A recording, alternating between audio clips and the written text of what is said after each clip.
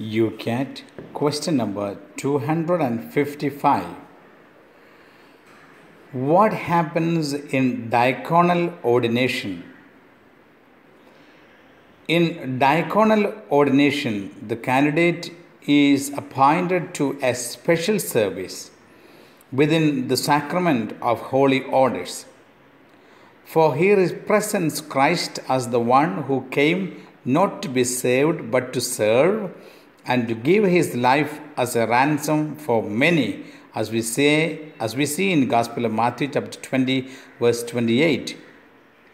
In the liturgy of the ordination we read, as a minister of the word, of the altar and of charity, the deacon will make himself a servant to all.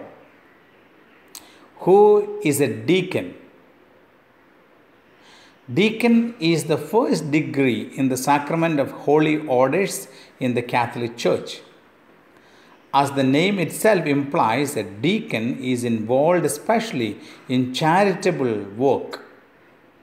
Yet he also teaches and catechizes, proclaims the gospel, preaches at Mass, and assists during the liturgy.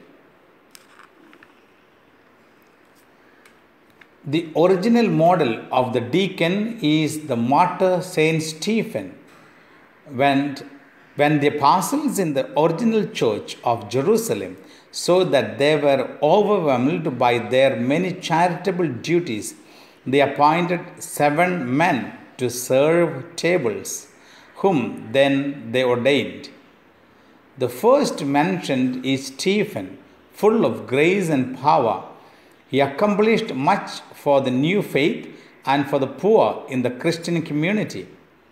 Over the centuries, the diaconate became merely a degree of holy orders on the way to the presbyterate. But today, it is once again an independent vocation for both celibates and married men. On the one hand, this is supposed to re-emphasize service as a characteristic of the church. On the other hand, it helps the priests, as in the early church, by establishing an order of ministers who take on particular pastoral and social duties of the church. Diaconal ordination, too, makes a lifelong, irrevocable mark on the ordained man.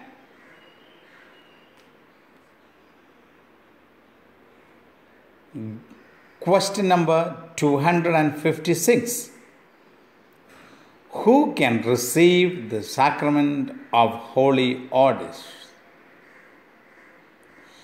A baptized Catholic man who is called by the church to be a deacon, priest, or bishop can be validly ordained to that ministry.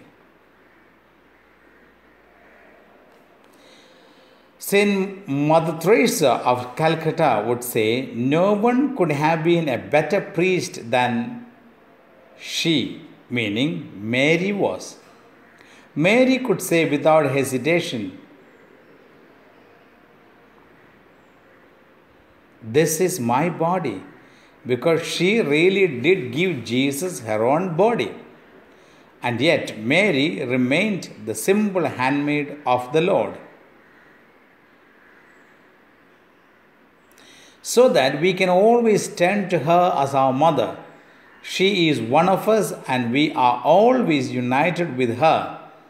After the death of her son, she continued to live on earth so as to strengthen the apostles in their ministry, to be their mother until the young church had taken shape. God bless you all.